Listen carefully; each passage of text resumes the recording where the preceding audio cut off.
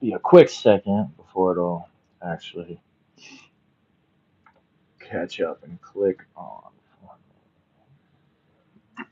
Welcome, welcome to the early welcomers. I mean, to the early comers. Just getting these last minute couple things, couple clicks, couple adjustments.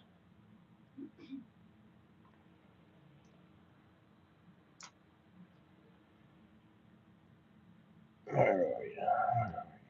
Oh, good, you're live. Cool, cool. There we go. How is that? How's that music? Does it sound? Oh yeah, that's not bad. Cool.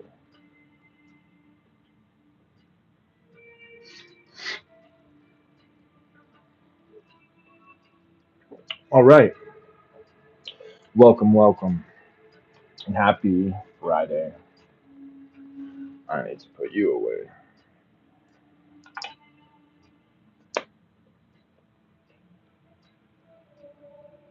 Okay. Happy Friday and welcome. I'm going to bring you this evening a bedtime story, a mythology of the goddess Inanna. Oh, and don't forget, it is me, Jay, Balvel.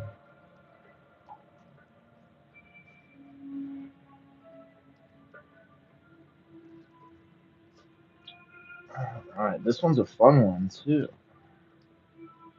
It's real, it's got some real wonderful and beautiful illustrations. I think everybody's gonna get a real kick out of it, that's for sure. At least I hope so. Okay, let's take a look at this real quick. So, in Nana's family tree. Also, happy birthday to that special someone, my wonderful friend Zero. Happy birthday to you. Okay, in Nana's family tree. So, 21 primeval mothers and fathers of An. An, the sky god, one true goddess. And good to see you. And Nezuko, hi, welcome. So, An, the sky god, or Nanu, the mother who gave birth to heaven and earth. Enki, the earth god. Then we got the 42 primeval mothers and fathers of Enlil. Welcome, welcome. Hey, welcome, Leah. My name is Jay, and I'm reading a bedtime story of the goddess Inanna. Welcome. Stick around if you would like to hear it. If you're not familiar with the myth of Inanna's descent to the underworld, well, you might just enjoy this very much. Jeremiah, hey, good to see you. Welcome. Be sure to hit that like button on the way in. Okay, so down here we've got Enlil, the air god, Ninlil, the female consort of Enlil, Nana, the moon god, Ningal, the female consort of Nana, so their son.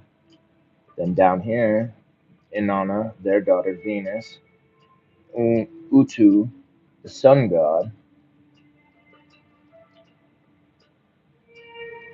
then Dumuzi, Aries. So there you got your Aphrodite. Well, Venus, Aries, they've got it here. You've got Aphrodite, Mars, and then Geshtinon. So there's a little family tree right there. Whew, with the sword, just like that. Thank you. Thank you very much. Okay. So about this translation. The stories of Inanna come from Sumer, an ancient land tucked between the Tigris and Euphrates rivers, in what is now Iraq. Inanna's great myths and hymns were told and sung 4,000 years ago, long before the stories of the Bible and the Quran, before the myths of the Greeks and Romans. Inanna was the daughter of the moon couple, Nana and Ningal, and a great granddaughter of Ham, heaven, and Nanu, mother of heaven and earth. The people of Sumer believed that she was directly descended from the ancient fathers and mothers who appeared when the first mountain was born out of the primordial sea. The Sumerians were fascinated by the stars, and they speculated on the meaning of the stars' movements across the night sky. They thought of Inanna when they looked at the planet Venus, which shines with the first light in the evening and the first light at dawn. They used to pray, "Great light, you are the one of all divine power, and no god can compete with you. You go from moonlight to star. You go from star to moonlight." The stories I have included trace the path of Inanna's growth from her youth to her maturity.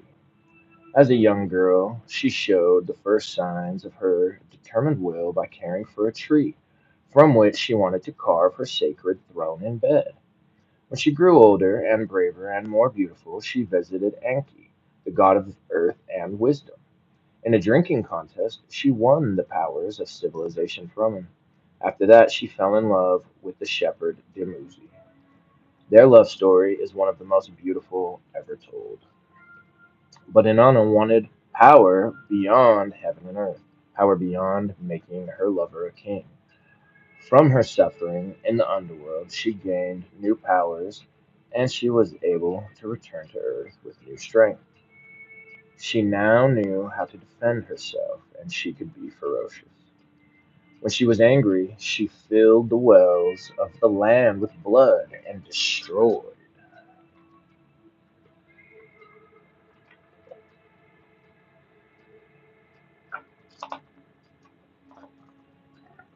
mountains. Destroyed mountains.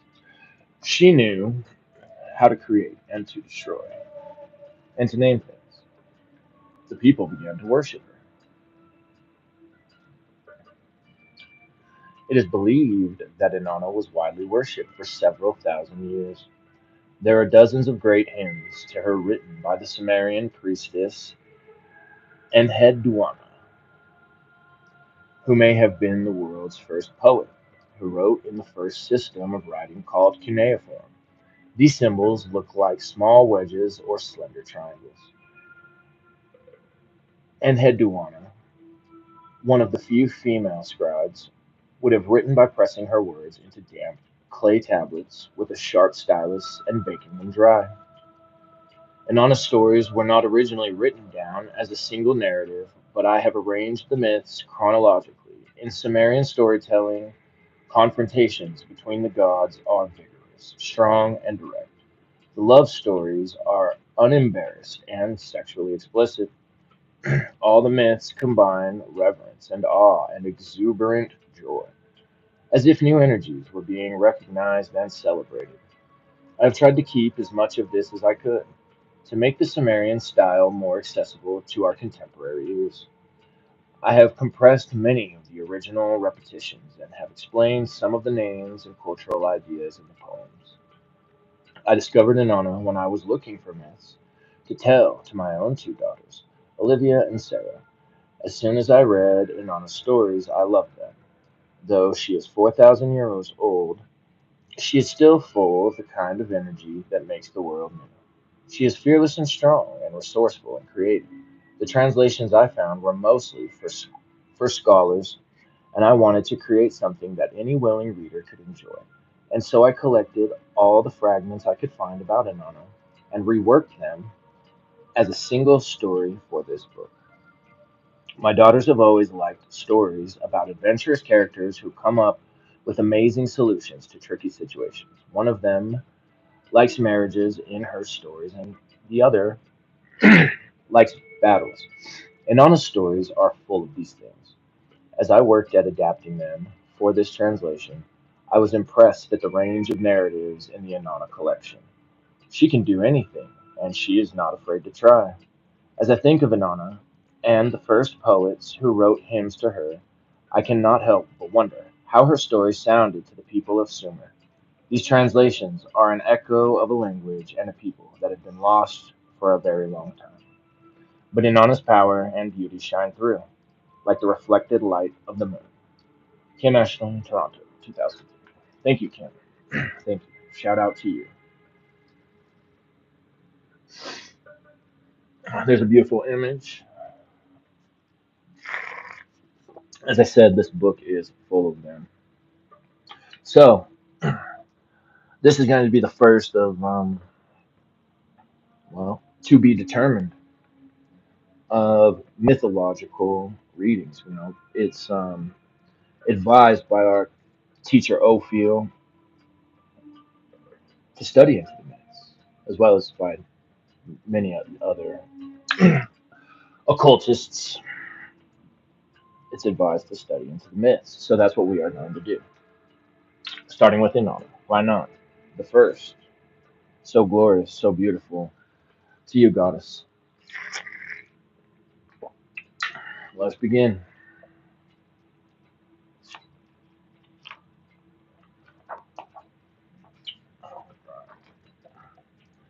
The beginning. Let's get you a look over it. Oh, maybe it'll be better to go this way, actually. So we'll give you a look over here at this illustration.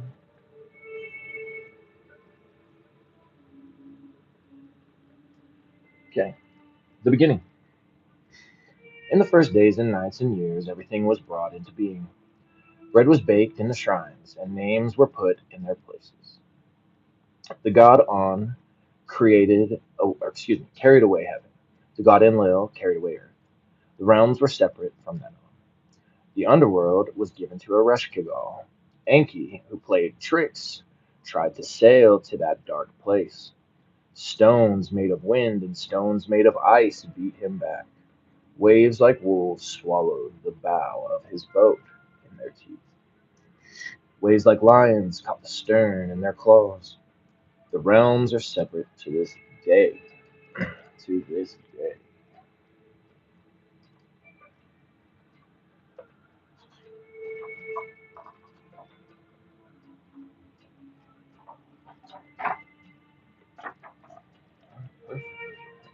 And here she is. She makes her entrance. Inanna. In those first days and nights, the halupu tree took root on the banks of the river Euphrates. A young woman saw it and she loved it. In time she would be great. She would wear the heavens on her head like a crown, and the earth on her feet like fine sandals. Mountains would bow low to her. She would dare to go down to the dark underworld and find her way back. She would have great power, only she would be able to make man into woman and woman into man. Only she would destroy what should not be destroyed, and create what should not be created. But when that little halupu tree first grew, she had no power. Her destiny was a small shoot reaching up. Her name was Inanna.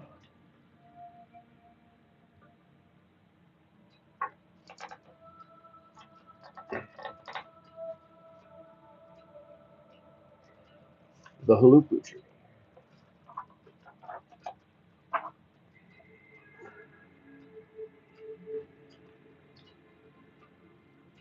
There was a wild storm. The whirling sound ripped out the halupu tree by its roots and tossed it into the river. Inanna rescued it from the waters and planted it in her garden. She wanted to carve her shining throne in her bed from its trunk. Time passed. 5 years, 10 years, the tree grew tall and thick. A snake made a nest in its roots. A bird raised its young among the branches. A stranger called Lilith lived in its trunk. Inanna flew into a rage. She had tended this tree in her own garden. She had been patient and waited. She would not let someone else make it their home. The tree belonged to her. Inanna raged and wept, but she could not get the snake and the bird and Lilith to go away. Well, doesn't that sound familiar, huh? Oh boy. Tale as old as time, huh? She asked her brother Utu for help. She said, I took care of my tree and waited. Get them out of my tree. But the sun god would do nothing. Inanna went, weeping, to her brother Gilgamesh, the hero who was two-thirds god and one-third man. She said, help me get my tree back.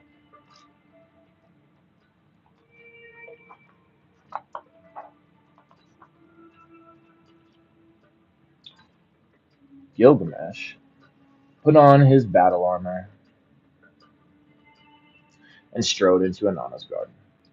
He lifted his bronze axe high and swung it down with all his force on the snake in the roots. Inanna's tree shuddered. That single blow bent and battered the branches and cracked the thick trunk. The bird flew with its young into the mountains. Lilith smashed up her home and fled in terror to a place where there was no one. Then Gilgamesh carved a shining throne and bed from the trunk for Inanna. And Inanna wove a headpiece and mantle from the branches and roots for Gilgamesh. Inanna took care of her tree. She defied great Utu to defend her tree. Her destiny was great, I'll say.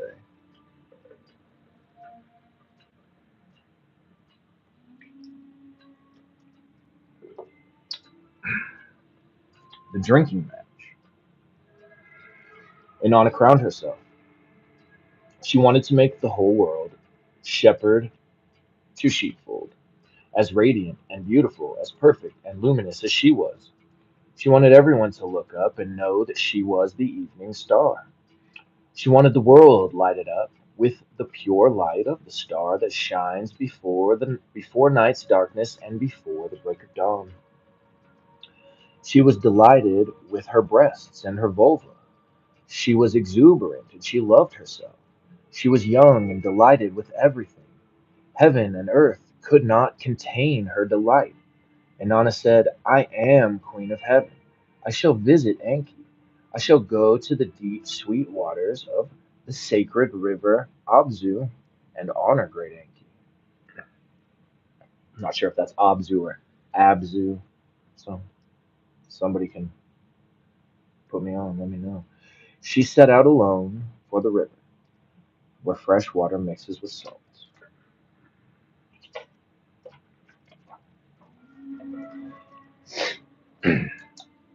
Now Enki knows all things.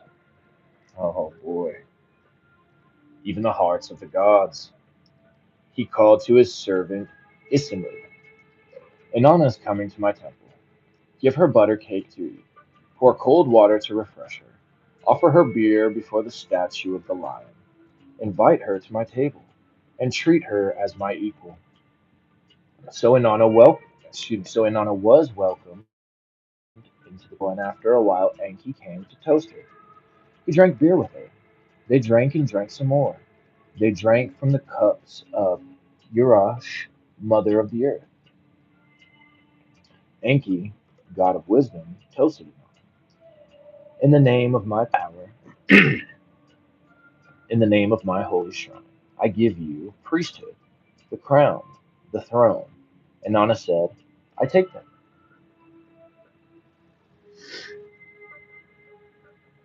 Enki raised his glass to Inanna again. I give you travel and home, loosened hair and bound hair, dark and light garments. And Nana said, I take them. They drank and drank and drank. Enki kept toasting Inanna and giving away things. I give you the art of lovemaking. I give you all kinds of speech, straight and slanderous, praising and adoring. I give you the art of the hero, the art of power, the art of treachery and of honesty. I give you rejoicing and lamentation. I give you the crafts, the woodworker and the copperworker, the scribe and the smith, the leather maker and the fuller, the builder and reed worker. I give you the kindling of fire, the quenching of fire, the kindling of strife, the quenching of strife. Inanna said, I take them. Until then, only the gods possessed the powers of civilization. They were called the Holy May. The beer made Enki munificent. munificent. He could not resist Inanna's beauty. With the drink in him, Enki kept raising his cup. I give you descent to the underworld, ascent from the underworld. I give you truth. He was swaying under his own generosity. The last gift he gave to Inanna was the art of making decisions. There are no greater gifts than the powers of civilization, and Inanna did not hesitate for a moment. She took hold of everything. Finally, Enki fell over, and Inanna decided to sail away with her gifts on the boat of heaven. When Enki woke up, he could not remember anything. His head throbbed. Oh man. Yeah, look with the way he was drinking. Oh boy, he was tossing him back. And Nana over here was just saying, I do, I do, I do. Keep on giving me those blessings. Things were missing. He had been robbed. Enki could not remember anything at all. He called to Isimud. Where is the priesthood? Where are the crown and the throne? The art of the hero and the power and treachery? Where are rejoicing and lamentation? Where is honesty? Isimud answered, My king gave them to Inanna.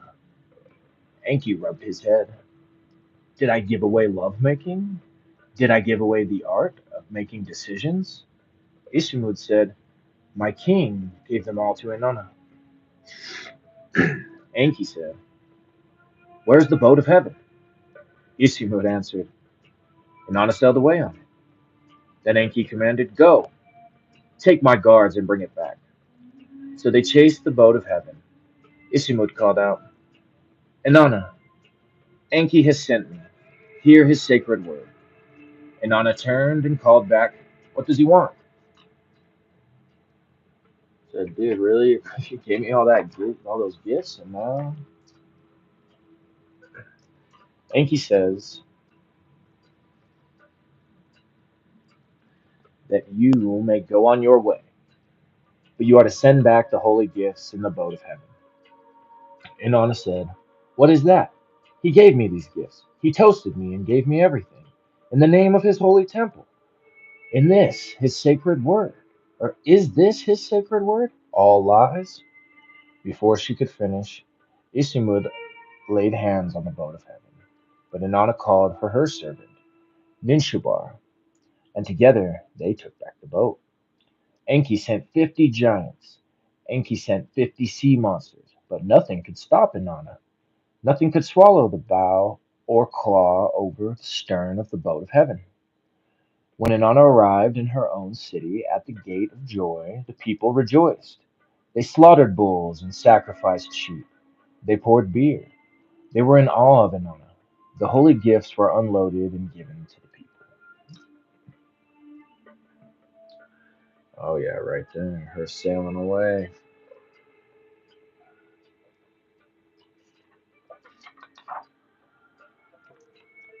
The volume's good on everything. All right. Then something strange happened. There were gifts that Enki had not given. Things appeared that were not in his temple in the deep, sweet waters of the sacred river Abzu. Things that Enki did not give away. New things.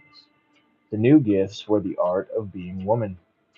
They were woman's songs and drums and stringed instruments and the perfection of all the holy gifts. Inanna gave everything to her people, and she named the place the Lapis Lazuli Quay. It was not long before Enki came visiting. He said to Inanna, In the name of my power, in the name of my holy shrine, the gifts I gave you shall remain in your holy temple. Your people will prosper and be my allies, and their children will sing your praise. Inanna's great destiny shone over her people. They sang her radiance, they sang her beauty and her song. Oh man, deja vu. Songs of love. Inanna wandered in the darkness. She was radiant and lovely. Was she in love? Sometimes she saw the shepherd and she thought she was in love. Sometimes she saw the farmer and she thought she was in love. Which did she love? Mm-hmm. Yep, right there. So you should look at the farmer, the shepherd. She's saying, "Oh boy, and me and Nana, I got options, but more importantly, I got love to give, because I am the goddess of love, among many other things. Love's first,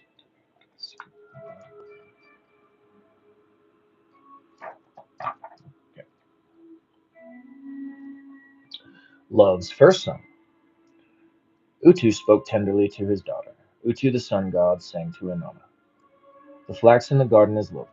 The flax is lovely and bright. You need a length of flax cloth. I will dig the flax for you. Inanna answered, Who will ret the flax for me? Who will ret the flax? I will bring it to you, all retted. Who will spin the flax for me? Who will spin the flax? I will bring it to you all spun. Who will twine the flax for me? Who will twine the flax? I will bring it to you all twined. Who will warp the flax for me? Who will warp the flax? I will bring it to you all warped. Who will weave the flax for me? Who will weave the flax? I will bring it to you all woven. Who will bleach the flax for me? Who will bleach the flax? I will bring it to you all bleached. Who will lie down on the flax with me? Who will lie down on the flax linen? You will lie down on it with the shepherd. You will lie down on the flax linen with Dumuzi. Then Inanna answered, Dumuzi will be the man of my heart. He speaks to my heart. His sheep are thick with wool. The shepherd will be my love.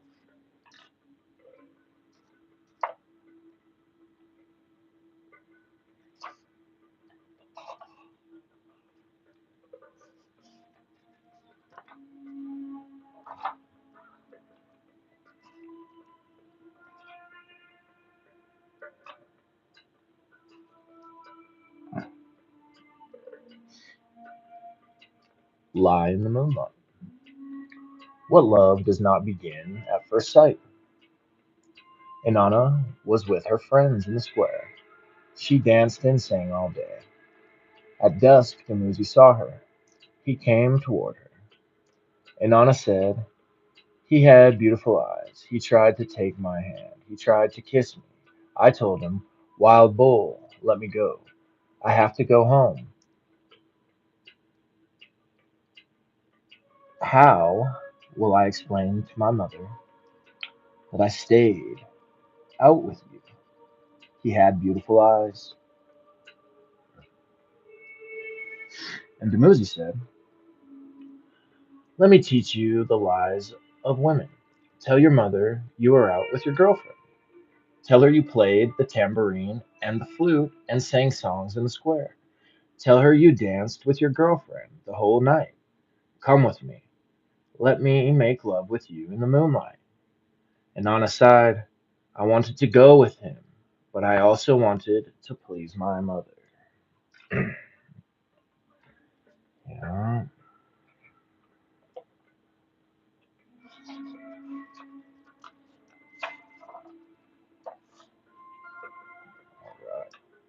Courting outside the door.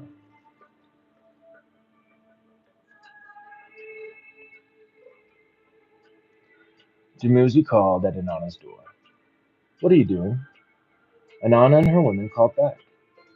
I am washing with soap from the white stone bowl. I am softening my skin with sweet oil. I am darkening my eyes with kohl. I am combing my hair loose and long. I am slipping gold bracelets around my wrists and blue lapis beads around my neck. Dumuzi called again. Let me see. Let me come in. I will give you fine gifts. I will bring you whatever you want. Your eyes are lovely. You are your mother's honey. Your lips are honey. Heaven and earth were not wide enough. Inanna shone with first love. She danced and sang. She said to her woman, When Dumuzi comes, let the musicians play. I will pour wine for him. I will please his heart. There he is outside the door. That old dog Dumuzi coming in, trying to make a move on the goddess. Can you blame him?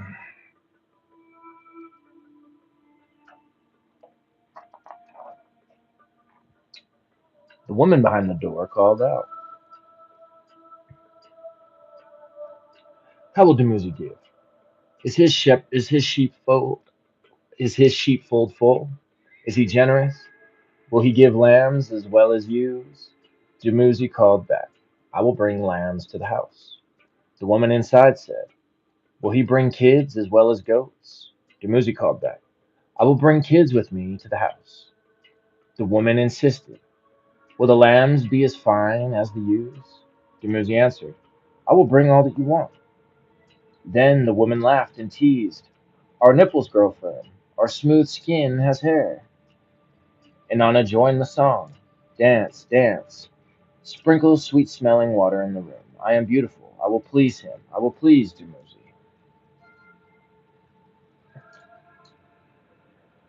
Changeable heart. Uchi wanted Inanna to marry Dumuzi. The sun god praised the shepherd. He told her to seek the full sheepfold, but Inanna turned away. She said, I am the star of my mother's womb. I will not marry the shepherd. I will never be his wife. Why? Said great Utu. Why? His milk is good, his butter is good, his work is fine. Why do you change your mind? Hmm. Back in them days.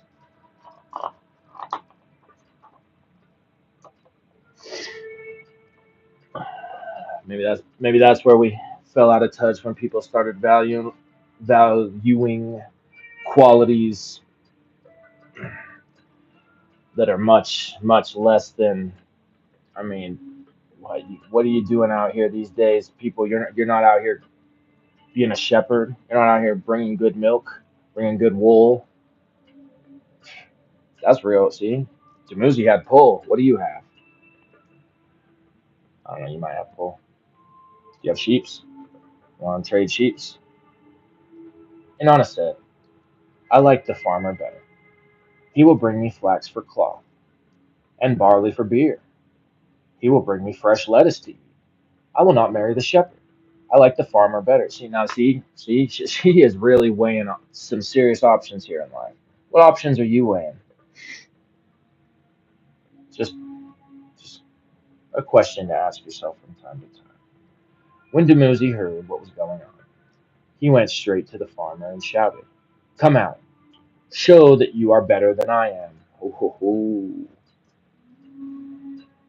Show me your black cloth. I will show you my black ewe.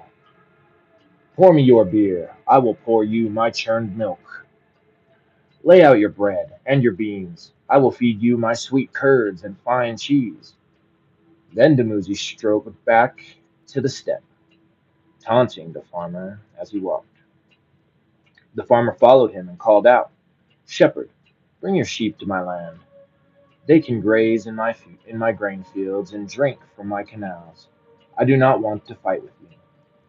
Good then, said Dumuzi. We will be friends, farmer.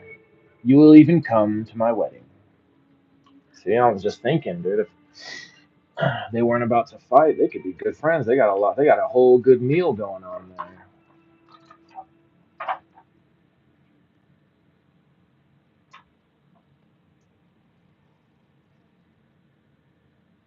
Beautiful. Dumuzi strode back to Ananda. She said again, I will not marry you. I am the star of my mother's womb. Without my mother, you are nothing but a wanderer. Without my father, you are nothing but a vagrant. Without my brother, you are nothing wandering on the dark paths of the steppe. I will not marry you. Dumuzi answered tenderly, why do you want to quarrel? Let us talk things over. Come, soft. My mother is as good as your mother. Talk it over with me. My father is as good as your father. Come, listen. My sister, Geshtinana, is as good as yours. I am as good as your brother Uchu. Inanna provoked Dumuzi. He was tender. She turned from him. He stayed. She felt her anger kindled and quenched. His voice stirred her heart and her thighs. He had lovely eyes. He filled her with desire. Dumuzi stood in the arch of the lapis door. Inanna danced and sang. She sent word to Utu, "Bring me Dumuzi. I will have the shepherd. Put flowers and sweet herbs on my bed. Bring me the man I love. Put his hand in my hand. Press his heart next to my heart. Our pleasure will be sweet. I will rest my head on his arm. Our sleep will be sweet." And then she sang to Dumuzi, "My love, your eyes are beautiful. Your face is sweet, sweet as honey. Wild bull, my love, warrior, you have taken hold of me. You will possess me. I come to you trembling. I will follow you to the honey bed.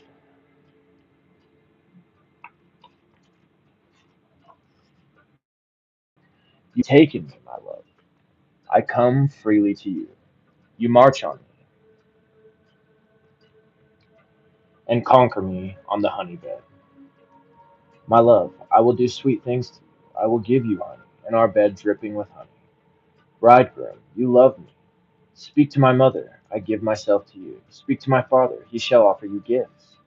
You, my love, you love me. I cannot wait until you do sweet things to me.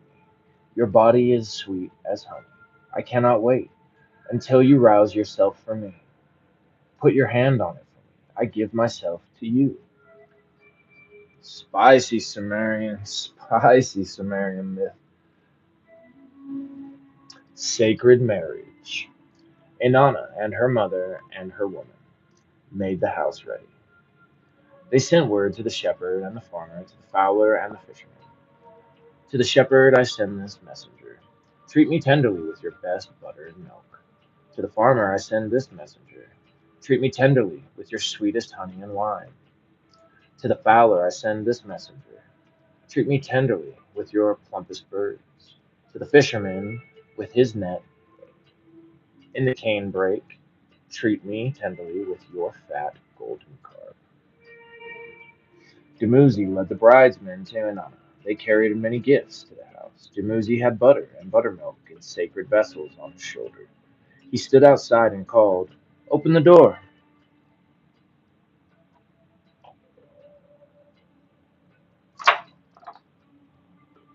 Inanna turned to her mother. She stood and waited. Inanna's mother sang, "Do not be afraid. His mother will cherish you as your own mother. His father will cherish you as your own father. He will be like your own brother and sister. He will be like your own father and mother. Open the door. It is time. Open the door." And Anna washed with soap from the white stone bowl. She softened her skin with sweet oil. She put on a royal dress. She took the royal pin in her hand, and she arranged the lapis beads around her neck. She waited. Dumuzi pushed open the door. He came into the house like the moonlight. He gazed at Inanna. He rejoiced in her, and embraced her and kissed her. Inanna said, "He enters the house. Dumuzi is my king. The shepherd is my king." Dumuzi answered, "My wife, come with me. I will bring you to the house of my God. You will sit in honor before my God. Your table will be splendid, and only you will eat there. Not my mother or my sister or my uncle. You, my wife.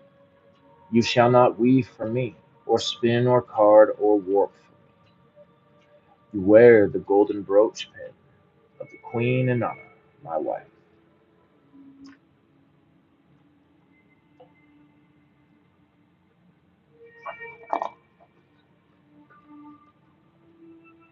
The wild bull Dumuzi came into the house like moonlight, radiance on the horizon, soft light in the heaven. The woman sang. Inanna longs for the holy bed. She longs for the heart's bed. Her body stirs and longs. She longs for the bed of the king and for the bed of the queen. She waits for her beloved. She waits for her king. She calls the king to the bed. She calls him beloved. The king goes to her holy thighs. He embraces his queen. They lie hand in hand. They lie heart to heart. And here's that illustration on that beautiful bed of flowers.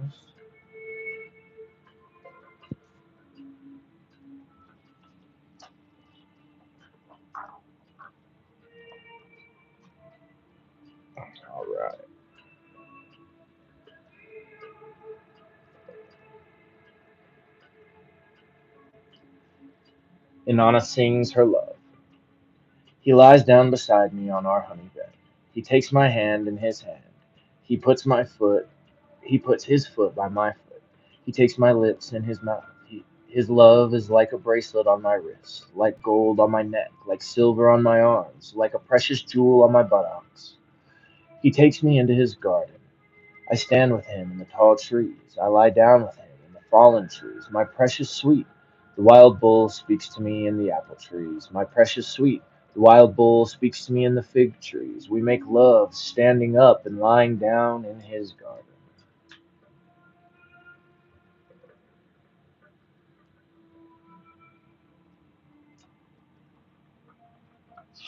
Oh yeah, I don't know. Especially with what the considering some of these illustrations, definitely best that I changed those settings.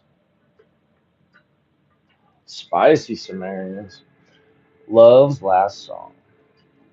Dumuzi said, "You are your mother's honey. Your eyes are lovely.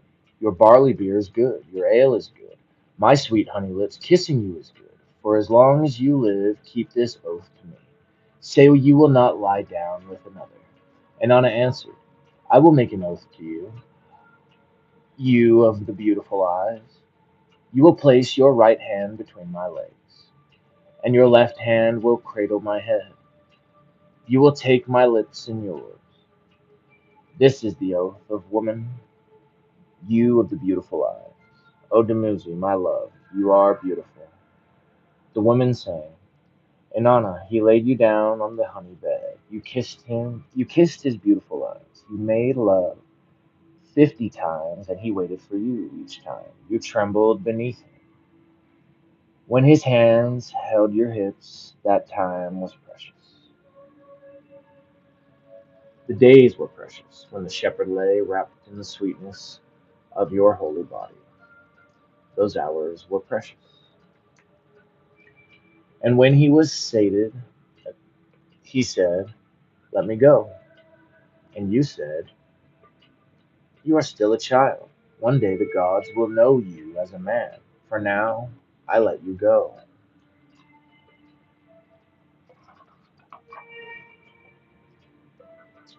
The underworld.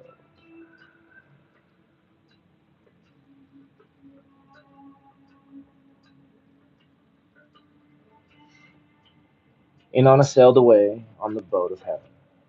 She stole the holy powers. She had truth. The marriage bed was not wide enough for her. Heaven and earth were not wide enough for her. And Anna wanted to go to the underworld. She wanted the divine power of the underworld. And Anna put on her traveling hat and arranged her dark hair. She put on her lapis beads and hung two egg-shaped beads on her breasts. She darkened her eyes with kohl and put her on the traveling vest. She slipped on her gold ring and took up her royal lapis rod. She turned away from heaven and earth. She turned her wisdom to the underworld. Inanna said to her servant, Ninshabar, "I am going down to the underworld. If I do not come back after 3 days, beat a drum for me. Cut your face with mourning. Cut your eyes and your nose and your ears. Cut your buttocks and dress in mourning rags. Visit the gods for me. Ask them to save me. This lament for Sing this lament to them." Let's see. She said, "Cut your face 1, eyes 2, nose 3, ears 4, buttocks 5."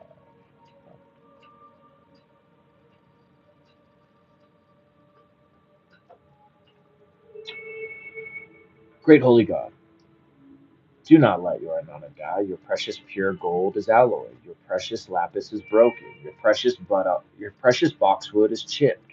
Do not let Inanna die in the underworld." She told Ninshabar, "Sing this song first to Enlil. If Enlil will not help, then sing it to Nana. If Nana will not help, then sing it to Enki. Enki once braved the underworld too. Enki possesses the waters of life and the plant of life. Enki might help." Then Inanna left. and her servant tried to follow. But the traveler said, "Go back. Do not forget what I have told you." Inanna arrived at the door of the underworld and banged on it hard.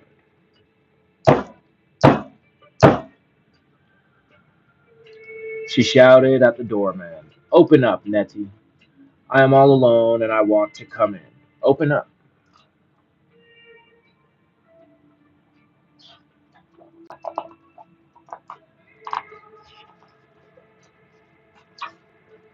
Nettie asked, "Who are you?"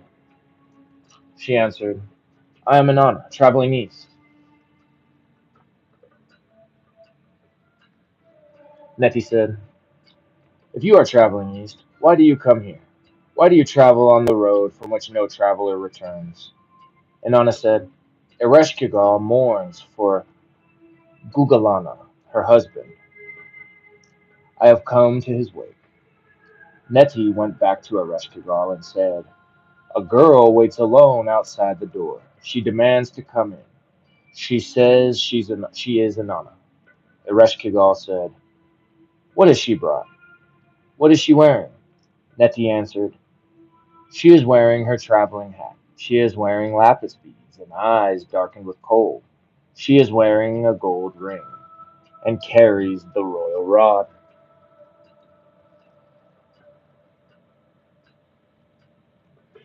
Ereshkigal slapped her thigh and bit her lip. She said, "That is my sister. Bolt the 7 doors. If she wishes to come in, she leaves something at each door until she is naked."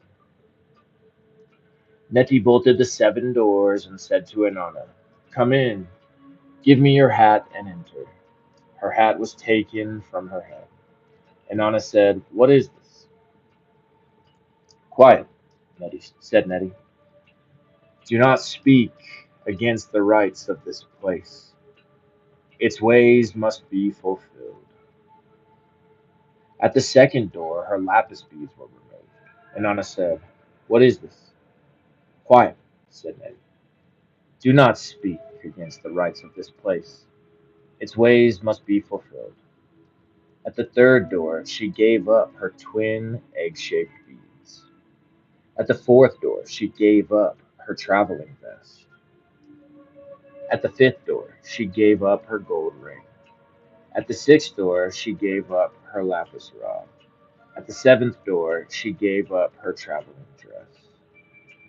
Inanna was stripped naked. Then she passed into the underworld.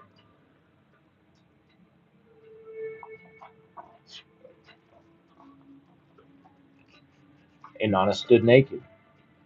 She pushed Ereshkigal aside. Naked and naked, she seated herself down on the throne of the underworld.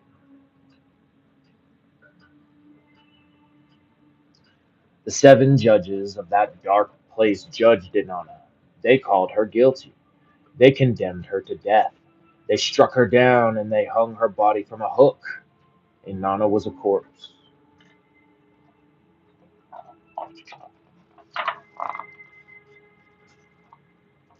Up above, after waiting for 3 days and nights, Ninshabar cut her face with mourning.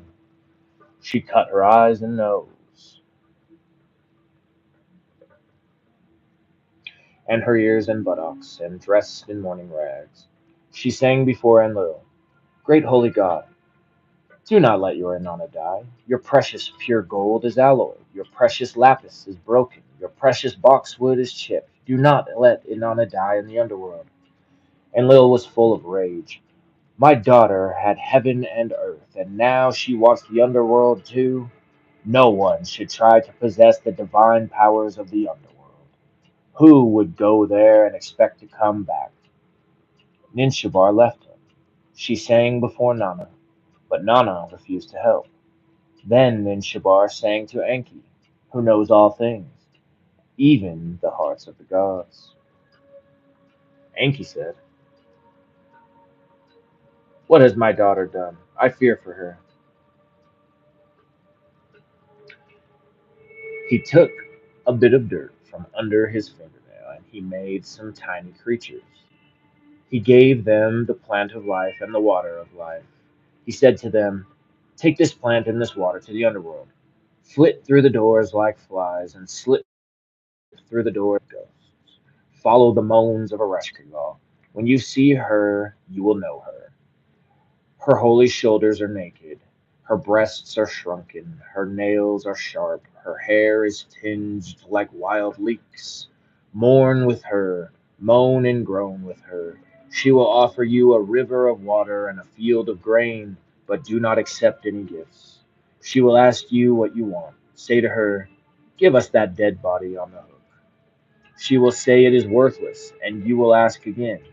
Then sprinkle it with this water and these plants." Enki's creatures flitted and slipped through the underworld toward the moans of Ereshkigal. They groaned with her.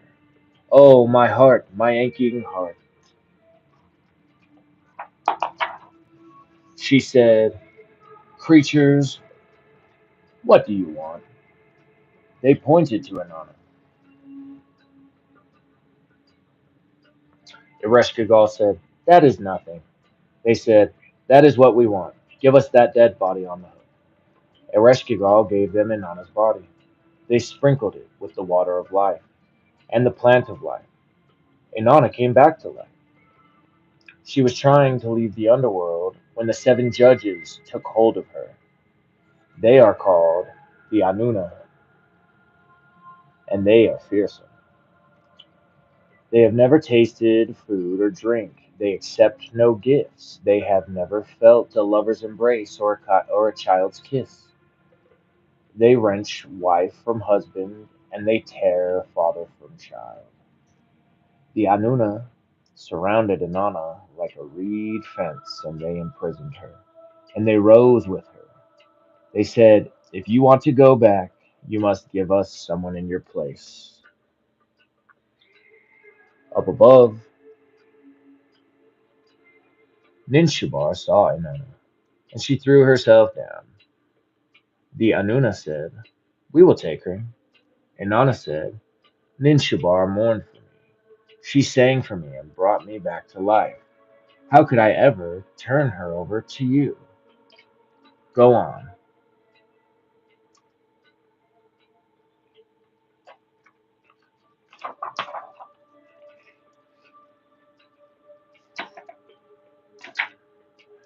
They saw Inanna's singer sitting in the dust. He was dressed in mourning rags. The judges said, "We will take him." But Inanna said, "He cut himself for me. How could I ever turn him over to you?"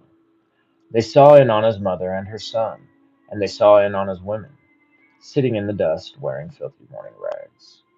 Each time the Anuna said, "We will take this one."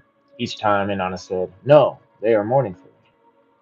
Then they saw Dumuzi, dressed like a king, sitting on his throne under the great apple tree on the plain. Inanna said to him, "How much longer would you have sat there dressed like a king while I was in the underworld?"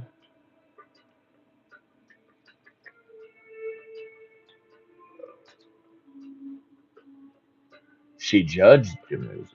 She found him guilty. She said to the Anuna, "Take him." They laid hold of Dumuzi. They poured the milk from his churns, and they took him, and they took away his flute, so he could not play for Inanna.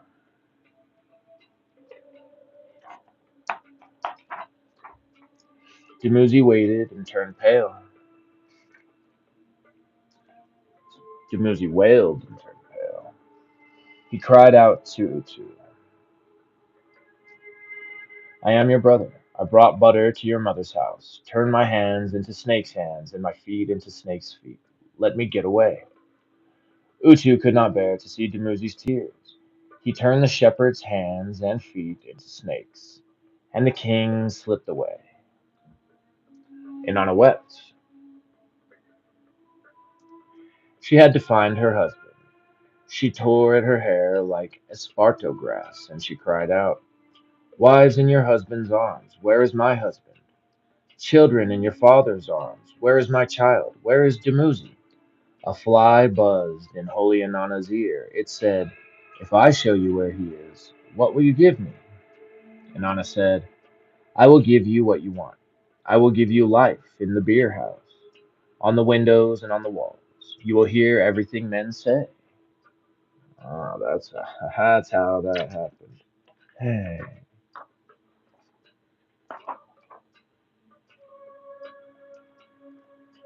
So, a swarm of flies chased down Demuzi, where he tried to hide on the step. Who can hide from flies? And Anna handed over her husband to the 7 judges, and he was terrified. But his sister, Gestinana, came looking for him. She loved him. The sister wept for her brother. She approached Inanna. She said, Holy Goddess, my brother is afraid. Take me in his place. I will go in his place to the underworld. This was love. This was compassion. Inanna was moved. She said to Dumuzi, who wept, Your sister is willing to help you. You will go to the underworld for half the year, and she will take your place for half the year. Someone must stay when someone returns from the place of death. Inanna had heaven and earth, and she wanted more. She wanted the divine powers of the underworld. Inanna came back from death, and she sent her love in her place.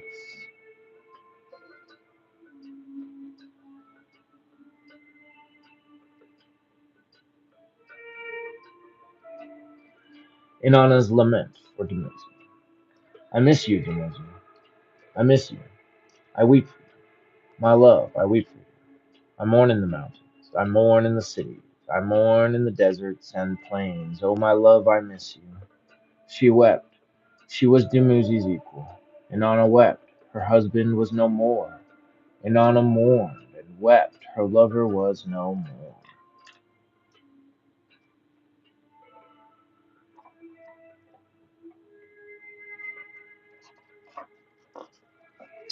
Destroyer.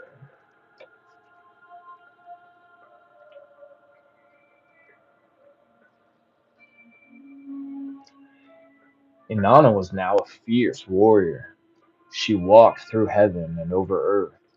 Mount Ebbe would not bow down to her. The god Enlil said, You cannot conquer the mountain. Nana said, Ebbe does not bow down in respect. I will fill the soaring mountain with terror. Let my holy games begin. She called up a great storm. She stirred up a raging wind. Rocks crashed down the mountainside. Snakes spat venom from gaping cracks. She set fire to the thick forests, and she killed the oak trees with drought. She made blood run through the rivers. The deer and small creatures tried to run away and were lost. Inanna roared like thunder. She was drenched with blood. She made and she made be, bend its nose in the dust. She sang, I am the milk of the gods. The mountains are in my hands and at my feet. I am the guts of the battle and will look to me with awe. Excuse me, all will look to me with awe.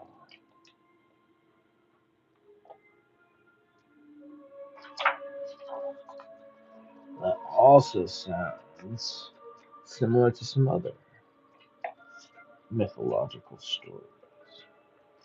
A couple different ones, actually. Got a little bit of that Persephone in there. You got a little bit of oh goodness, I won't be able to think of the name probably right now.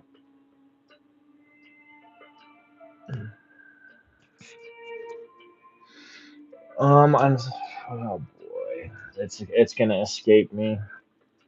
But from around this region and in this time, and there was another goddess who was just wild and crazy with the bloodshed, but I can't think of the name right now.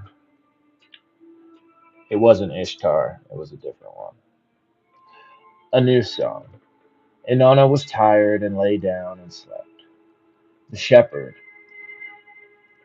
Shukalatuda, came upon her. He raped her.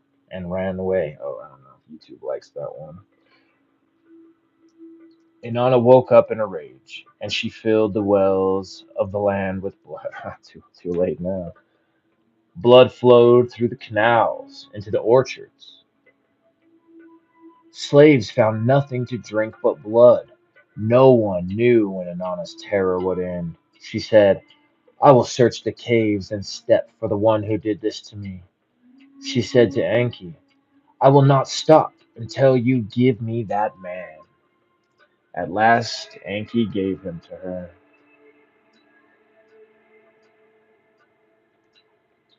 Then Inanna stretched herself across the sky like a rainbow and touched the earth.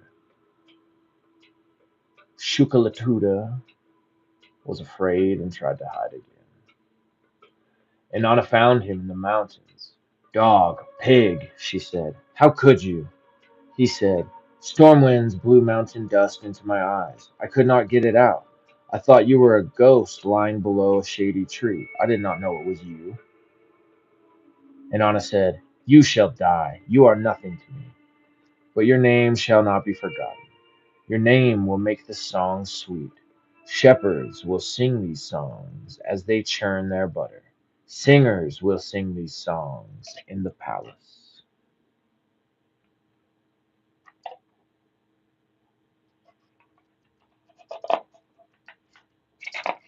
Let's see, all right. We're about to the last couple right here. A praise song. Inanna sang, I conquer the mountains. I heap up human heads like dust. I sow heads like seed. I am a woman and a laughing young man. I am a perfect woman. I am a prostitute. I am a man's friend. I am a woman's friend. I am queen. My light shines through everything. Before me, all things are filled with awe.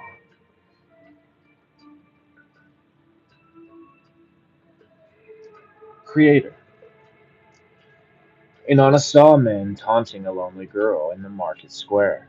She saw a mother who held a child look down on the girl from a window. Inanna wanted to change this. She embraced the young girl's fierceness. She prayed over the girl. She said, this girl will have power. She broke the silver brooch pin that holds a woman's robe. She blessed this girl's heart as a man's. She gave her a man's mace. This new woman was dear to Inanna. She named her Reed Marsh Woman. Then Inanna saw a man and she broke his mace. She pinned the silver brooch pin on him. She told him to join the woman. She named him Reed Marsh Man. Inanna created a new man and a new woman. She put new names in place. Inanna shines over her people. They sing her radiance. They sing her beauty and her song.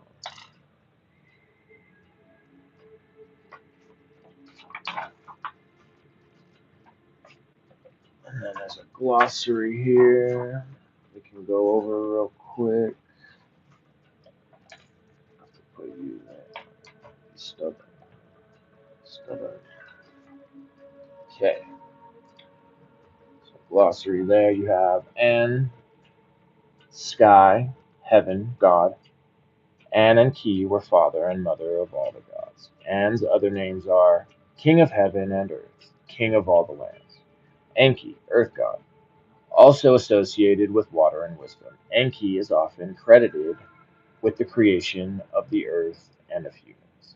In some stories, Enki creates the waters by filling the mighty Euphrates with his sperm. In the story, Enki and the world order, Enki assigns the gods their powers. It is in this story that Inanna is told by Enki, you destroy what should not be destroyed, you create what should not be created. Enlil, air god, sometimes called Great Mountain.